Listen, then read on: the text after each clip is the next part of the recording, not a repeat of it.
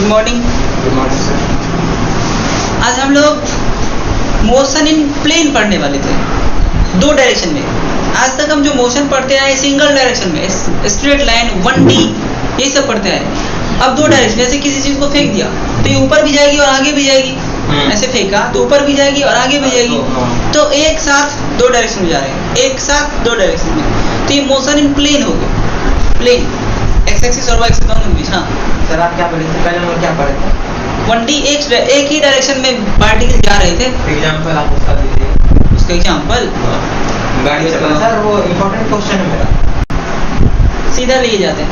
तो दो डायरेक्शन में जाएगी। अब पार्टिकल को फेंकेंगे तो मान लो एक्स वाई एक्सिस के बीच में, एक्स वाई, इसको लिख दो मोशन इन प्लेन। कितना है? 12। मोशन इन प्लेन, प्लेन मतलब X axis Y axis, Z axis भी हो सकते हैं। मान लो ये रहा एक्स एक्सिस, ये रहा वाई एक्सिस। हमने किसी भी बॉडी को ऐसे फेंक दिया, या पार्टिकल को ऐसे फेंक दिया थीटा एंगल से, कुछ वेलोसिटी u से। फेंका कि नहीं फेंका? अब प्रैक्टिकली ये आगे भी जाएगी और ऊपर भी जाएगी। जाएगी कि नहीं जाएगी? एक साथ। तो प्लेन में मोशन हो गया, यानी दो डायरेक्शन में मोशन हो गए। तो बीच में जब इसकी वेलोसिटी है तो ऐसे केसेस में क्या करेंगे हम? बीच में वेलोसिटी मतलब बीच में है ना, बीच में इधर है डायरेक्शन। तो उन वेलोसिटी को जब एक्चुअली में ये दो डायरेक्शन में जा रहे हैं तो वेलोसिटी को दो डायरेक्शन में रिजॉल्व कर लो, यानी कंपोनेंट ले लो। भाई इधर क्यों जा रही है? कौन इसको लेके जा रहा है? इधर कौन लेके जा रहा है? u cos theta. इधर कौन लेके जा रहा है? इसकी कंपोनेंट u sin थीटा। तो इस वेलोसिटी के कारण ऊपर जा रहा है और इस वेलोसिटी के कारण आगे जा रहा है। दो कंपोनेंट होगा ना, एक्स एक्सिस वाई एक्सिस की तरफ, एक पैरेलल में यानी एक्स एक्सिस की तरफ, दूसरा परपेंडिकुलर वर्टिकल वाई एक्सिस की तरफ। इसी के कारण ये दो डायरेक्शन में जा रहे हैं। यही दो वेलोसिटी है। अब आगे का दो वेलोसिटी हो गई। अब बात कर लो, वेलोसिटी है तो डिस्प्लेसमेंट तो होगी ही दोनों ही डायरेक्शन में। होगी कि नहीं होगी? एक्सीलरेशन की बात कर लो, दोनों डायरेक्शन में एक्सीलरेशन है कि नहीं है? एक्सीलरेशन ऊपर वाले के लिए ग्रेविटी वाला एक्सीलरेशन जी होगा ही नीचे, ऊपर वाले के लिए एक्सीलरेशन तो जी नीचे की तरफ होगा ही, बट आगे वाले के लिए यानी इसके लिए एक्सीलरेशन अगर बात करूं तो जी की कंपोनेंट उधर लूं तो जीरो हो जाएगा ना,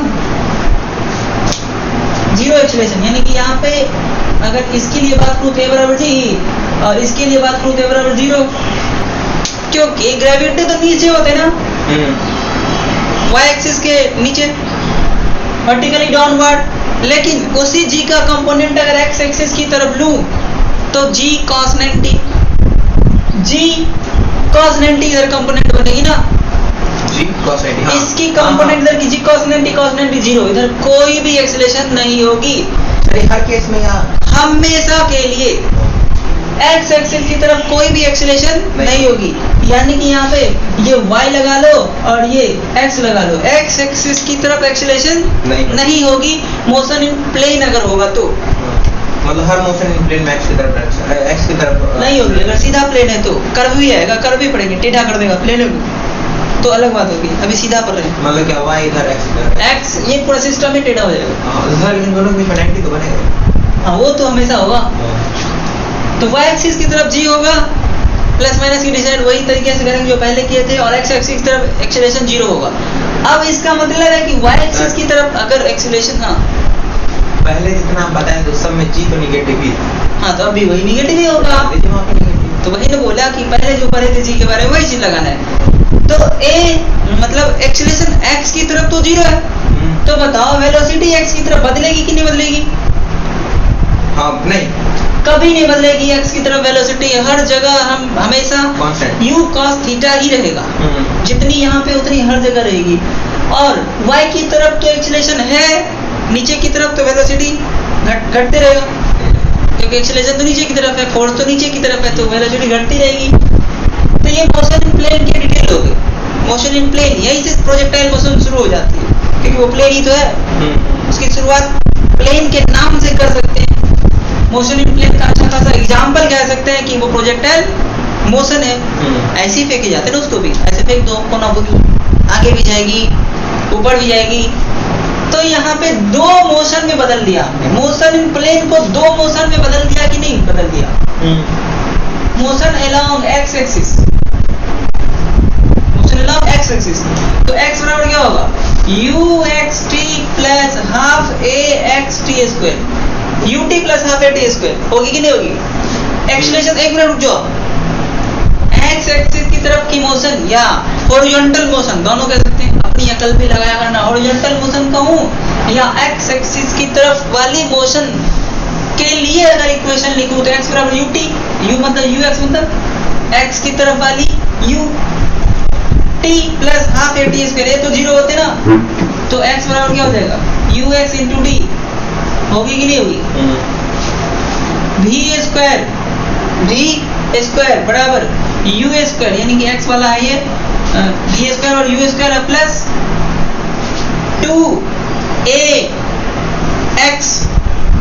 2as होता है ना, एक्सेलरेशन जीरो, एक्सेलरेशन जीरो, तो bx स्क्वायर बराबर क्या होगा? u स्क्वायर प्लस बस ux स्क्वायर काट दो भाई, bx बराबर ux।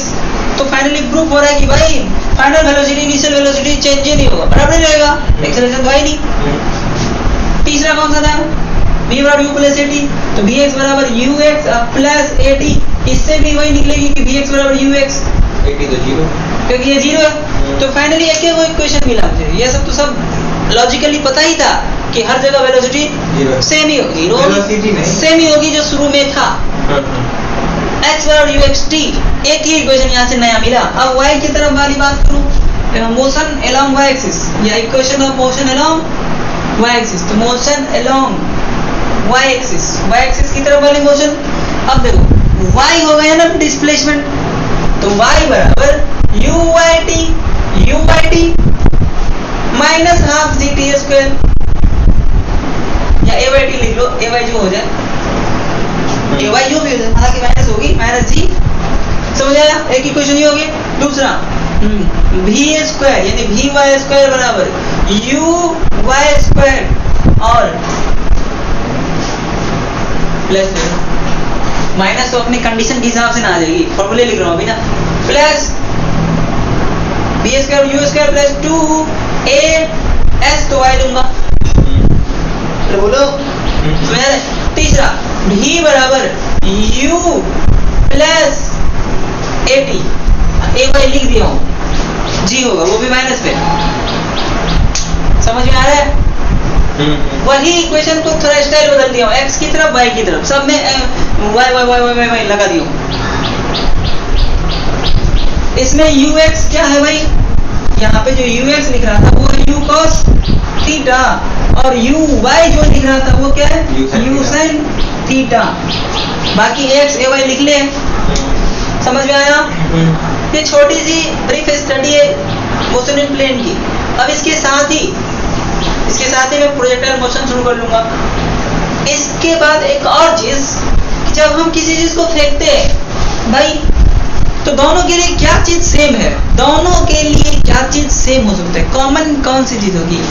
क्या इसकी तरफ की डिस्प्लेसमेंट है, इसकी तरफ की डिस्प्लेसमेंट क्या सेम हो सकता है? सेम हो सकता है? किसके तरफ? इधर वाली डिस्प्लेसमेंट, ऊपर वाली डिस्प्लेसमेंट क्या सेम हो सकता है?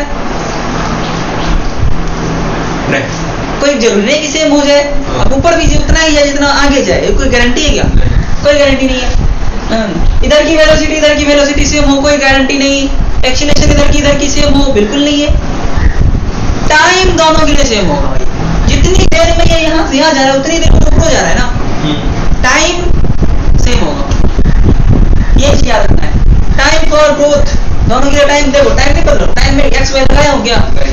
बाकी चीजों में लगाया हूँ, डिस्प्लेसमेंट, वेलोसिटी, एक्सीलरेशन सभी में लगाया, लेकिन टाइम में नहीं लगाया, क्योंकि टाइम जिस वक्त में कोई इधर जा रहा है उसी वक्त में तो ऊपर भी जा रहा है, तो टाइम दोनों के लिए सेम होगा। टी सेम फॉर बोथ, लिख देना, टी बराबर same for both, same for both, दोनों के लिए सेम होगा। समझ आया कि नहीं आया? समझ आया? इसके जस्ट बाद में प्रोजेक्टाइल शुरू कर लूंगा अभी। यहाँ पे मैंने सिर्फ ये बताया है कि कौन सी डायरेक्शन में कौन सी इक्वेशन यूज करूं। मोशन इन प्लेन का मतलब क्या होता है? तो जा रही थी दो डायरेक्शन में, मैंने इसको टुकड़ा पूरा कर दिया दो अलग अलग डायरेक्शन में। एक्चुअली में एक साथ दो डायरेक्शन में जा रहे थे ना, ये ऐसे फेंका तो ऊपर आगे दोनों, मैंने इसको आगे वाला अलग से कर दिया मोशन, ऊपर वाला अलग से कर दिया। तो अब जरूरत के हिसाब से इनमें जो भी मुझे जरूरत पड़ेगा वो उठा के यूज कर लेंगे, टाइम को सेव रख लेंगे, आगे दिमाग खुल जाएगी। फिर आगे दिमाग खुल जाएगी जब हम शुरू करेंगे भी पढ़ना। तो बेसिक कॉन्सेप्ट क्या हुआ कि जब भी प्लेन पढ़ना है यानी प्रोजेक्टाइल पढ़ना है तो उनकी जो वेलोसिटी बीच में है वो दो डायरेक्शन में वेलोसिटी ले लो, एक्स और वाई की तरफ अलग अलग वेलोसिटी ले लो, और वही वेलोसिटी एक्सेलरेशन उसको आगे ऊपर लेके जाएगा। बेसिक कॉन्सेप्ट यही हुआ कि उसको रिजॉल्व कर लो दो डायरेक्शन में, यानी कॉम्बिनेशन ऑफ टू 1D हो गया। ये 2 1D, एक इधर एक उधर, दो को 1D का कॉम्बिनेशन हुआ कि नहीं हुआ, एक इधर एक उधर। इक्वेशन तो वही है ना, है कि नहीं? Yes, sir. दो को 1D एक साथ, उसमें टाइम सेव कर देंगे, बाकी चीज अपनी खुद हो जाएगी। मिटाओ उसको। अब हम क्या शुरू करने वाले, मोशन इन प्लेन। किसके लिए पढ़े थे? प्रोजेक्टाइल मोशन के लिए। फिर से वही कहानी शुरू होगी, चिंता वाली बात नहीं है। प्रोजेक्टाइल मोशन, प्रोजेक्टाइल मतलब क्या होता है? पता नहीं। जिस चीज को हम फेंकते हैं, जैसे इसको फेंक दिया, तुम्हें उठा के फेंक दो, तुम क्या हो जाओगे? प्रोजेक्टाइल। हाँ, वो जल्दी सुन गए। जिस चीज को फेंक देते हैं वो प्रोजेक्टाइल हो जाता है, और उसकी मोशन को प्रोजेक्टाइल मोशन कहेंगे। अब प्रोजेक्ट मतलब क्या होता है? फेंकना। तो मान लो, अच्छा इसकी डेफिनेशन कैसे लिखूंगा projectile motion? When a particle is projected with some angle except 0 degree, 0 से नहीं फेंकना है। 0 से फेंकोगे तो सीधा जाएगा खाली ना, ऐसे 0 मतलब हॉरिजॉन्टली, तो एक ही डायरेक्शन में जा रहा है तो उसको छोड़ दो। 90 डिग्री छोड़ दो तो भी एक ही डायरेक्शन में जाएगा। ऐसे फेंको जो दो डायरेक्शन में जाए ना। 180 भी छोड़ दो, 180 छोड़ दो तो 0, 180 और 90 ये तीन को छोड़ दो, 270 छोड़ दो, ऐसे नहीं फेंक देना। यानी कि ऐसे मत फेंको जिसे कि वो एक ही डायरेक्शन में भागे, ऐसे फेंको जो दोनों डायरेक्शन आगे भी जाए और ऊपर भी जाए, तब क्या होगा? Projectile motion. लिखने की जरूरत है क्या? थ्रो एक्सेप्ट, डायरेक्ट मार दो, थ्रो एक्सेप्ट या प्रोजेक्ट एक्सेप्ट। इसको क्या लिखूंगा? नहीं क्या प्रोजेक्ट डेफिनेशन तो पूछने लायक वाली बात होती है। प्रोजेक्ट मतलब फेंको, except 0 degree, 90 degree, 180 degree, 270 degree, बस इन सब चीजों को छोड़ के फेंक दो तो क्या हो जाएगा? Projectile motion. कितना अच्छा डेफिनेशन है, नहीं? कोरिया तो के लिए अच्छा है, कोरिया तो ये ज्यादा ना, ठीक है? अरे समझ में आए? रुक जाओ। तो देखो भाई, हमने प्रोजेक्ट करा u वेलोसिटी से थीटा एंगल बनाते हुए, ना तो ये 0 है, ना तो 90 है, ना तो 180, ना तो 270, 360 भी 0 में आएगा ना, समझा? तो ऐसे नहीं का, इसको दो डायरेक्शन में बदलूं कि ना बदलूं? इधर वाली वेलोसिटी कितनी होगी? u cos थीटा, बताओ पहले वाली की तरह। इधर वाली वेलोसिटी कितनी होगी? u sin theta. ये इसको ऊपर ले जाएगा, ये इसको आगे ले जाएगा। तो अब हमारे पास कुछ पैरामीटर है जो निकालना है। एक्सेलरेशन की तरह भाई, नीचे की तरफ ए वाई, इधर वाली एक्सेलरेशन जब कंपोनेंट लूंगा तो 0 हो जाएगी, x 0, इतना लिख लिया हमने, जरूरत नहीं है, दिमाग में कुछ रख सकते हैं। 0 हो जाएगा भाई, होगी कि नहीं होगी? यानी माइनस ही लगा दो, नीचे होगा ना, बोलो। हाँ। अब मोशन की इक्वेशन 2 लिख चुके हैं, वो फालतू का लिखने वाला अब नहीं, अब यूज करूंगा। मान लो मैंने फेंका तो टाइम ऑफ एसेंट क्या होगा? टाइम ऑफ एसेंट पर है ना, ऊपर फेंकने वाले में। तो भाई जब इसको फेंकेंगे, जरा मैं इसको यहाँ पे मिटा दूं, नहीं तो रहने दो। इसको जब फेंकेंगे तो एक्चुअली ऐसे गिरेगा ना, ऐसे कहीं गिरेगा? गिरेगा कि नहीं गिरेगा जी? गिरेगा कि नहीं? तो ये मैक्सिमम हाइट पे, यानी मैक्सिमम हाइट लगा यहाँ पे है ना, तो मैक्सिमम हाइट पे जाने के बाद, यानी यहाँ पे जब जाएगा, अब देखो थोड़ा मैं इसको और डिटेल कर लेता हूँ। पहले मान लो यहाँ पे गया, इसी रास्ते पे कहीं ना कहीं हर हमेशा होगा ना, यहाँ पे भी, यहाँ पे 3 जगह मान लेते। जब यहाँ पे गया तो इधर वाली वेलोसिटी कितनी होगी और इधर वाली कितनी होगी? इधर वाली वेलोसिटी कितनी होगी और ऊपर वाली कितनी होगी, ऊपर वाली, ठीक है। ये यू से फेंका गया था, इधर वाली वेलोसिटी कितनी होगी बताओ, ये एक्स की तरफ ही है ना, एक्स की तरफ एक्सेलरेशन 0 तो वेलोसिटी बदलेगी नहीं, कितनी थी you sin theta, you cos theta, तो यहाँ पे भी क्या रहेगा यू cos थीटा ही। ऊपर वाली बदलेगी नहीं बदलेगी, घटेगी, तो ऊपर वाली जो कुछ भी होगी, मैं अभी फिगर को कचरा नहीं करूंगा, मैं डायरेक्ट यहाँ पे वी वाई लिख दूंगा, वी वाई क्या होगा यहाँ पे नीचे लिख दूंगा, वी वाई 1 लिख देता हूँ क्योंकि उधर भी आएगा कुछ। अब इधर यहाँ पे बात करो, इधर वाली कितनी होगी मैक्सिमम हाइट पे, मैक्सिमम हाइट पे ऊपर तो नहीं जा रही है ना, ऊपर तो नहीं जा रही है, इसका मतलब ऊपर वाली वेलोसिटी नहीं होगी, 0 जाएगी ना, नहीं इसका मतलब 0 हो गया। बात तो सही है कि ऊपर जाते जाते एक्सेलरेशन तो माइनस जी नीचे होते हैं, तो धीरे धीरे तो उसको रुकना पड़ेगा।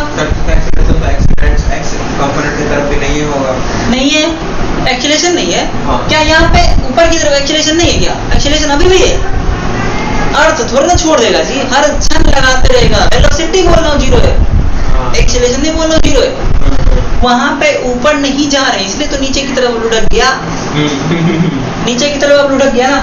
चलो भाई यहाँ पे दोनों, ये वाला इधर वाला कितना ही, उधर वाला तो आंख बंद करके यू cos थीटा ही हर जगह होगा, यहाँ पे इधर वाला यू cos थीटा ही, वो थोड़ा ना बदल रहा है जी।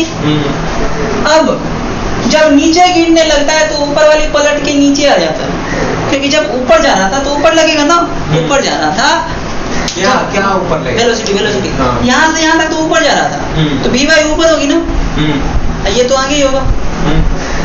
अब यहाँ के बाद नीचे गिर रहा है तो वी वाई नीचे होनी चाहिए ना, वी वाई नीचे, और ये वी एक्स आगे ही होगा, उतनी ही होगा जितनी शुरू में था। यहाँ से मैं वी वाई को नीचे लिखूं कि ना लिखूं, वी वाई 2 लिख देता हूँ यहाँ पर, क्योंकि हर मतलब जैसे जैसे आगे बढ़ रहा है टाइम तो बढ़े जा रहा है ना, तो अलग अलग टाइम पे तो ये वी वाई तो अलग अलग होगी, वी वाई अलग अलग होगी। बोलो हाँ कि ना, समझ आ रहा है कि कैसे कैसे इसके साथ हो रहा होगा, क्या बीत रही होगी इस पे। तो यहाँ पे है तो भाई कहीं पे है यू एक्स, तो भाई वही है, ऊपर वाली वेलोसिटी बदल रही है क्योंकि उधर एक्सेलरेशन का काम चल रहा है। इतना क्लियर है, बोलो। अब मैं पूछता हूँ time of accent, time of accent maximum height पे जाने में जो टाइम लगेगी, यानी कि time of accent maximum height पे जाने की, यानी यहाँ पे जाने की, यानी कि वी वाई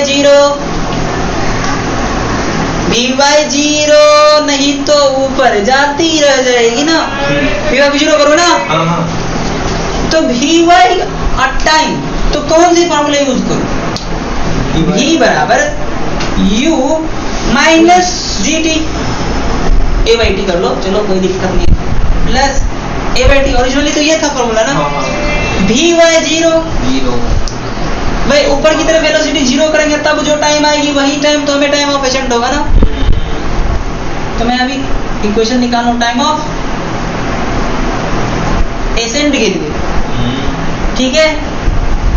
तो यू वाई यू cos, अरे यू साइन थीटा है ना, you why you sine theta, अब याद रखना यू साइन थीटा, हो सकता है यू cos थीटा ही हो जाए, वो कैसे, अगर यही थीटा दिया है तो अगर थीटा वर्टिकल से दे दे तो यू cos थीटा भी हो सकता है ना, इसीलिए ये याद रखना कि ये यू वाई था, वाई की तरफ वाली वेलोसिटी था, तो मेरे ख्याल से वही लिख देना ज्यादा अच्छा होगा, नहीं यू वाई ही रखो माइनस जी टी, तो टी क्या हो जाएगा, टी हो जाएगा यू वाई बाई जी, देखो वही है जो हम पढ़े थे, यू बाई जी था कि नहीं था, ऊपर से कह दे तो ऊपर वाले में यू बाई जी आया था ना, ये भी तो वही है, ऊपर वाली यू तो यू, ऊपर वाली यू तो यू है जी, ऊपर वाली यू तो यू वाई है, यहाँ पे नाम रखा गया, तो यू बाई जी अभी भी वही है, बदला कहाँ है, कहीं नहीं।